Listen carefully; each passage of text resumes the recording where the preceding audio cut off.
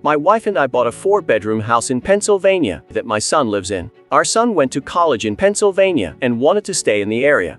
So we bought the house as a second home. We live in New Jersey and commute into Manhattan for work. We figured that he would have a place to live, and we could visit every so often and spend some quality time together. We pay the taxes and services maintenance on the house. Our son pays for his groceries and the house utilities.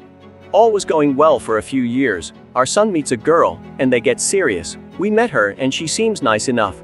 They announce their engagement, and she moves into the house with our son. Now for the problem. The wedding. We held a little get-to-know-you barbecue at the Pennsylvania house. My son and daughter are there, as are our son's fiancé and her parents and sisters. We all seem to be getting along well. My wife, daughter, and the fiancé go into the house along with her mother and sisters and my son. A few minutes later, my wife and daughter come out and are really upset. They come over and tell me we're leaving and driving back to New Jersey. I tried to find out what happened. Once we got back to New Jersey and they calmed down, they told me that our son and his fiancé along with her family don't want us at the wedding. According to what I was told, we're not their kind of people. I was livid. I called my son and asked him what the heck this was about.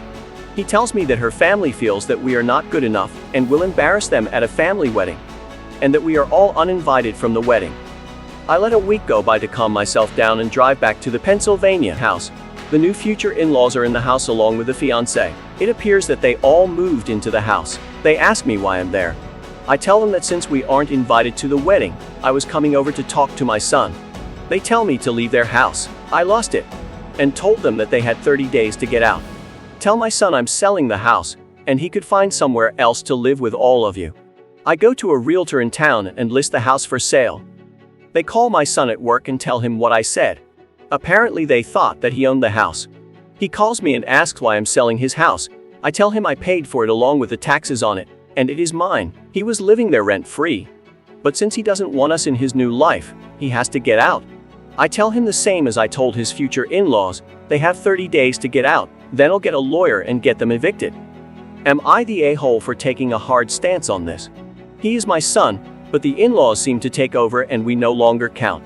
What are your opinions? Did I overreact? Please don't be afraid to criticize. Thank you for your time in advance.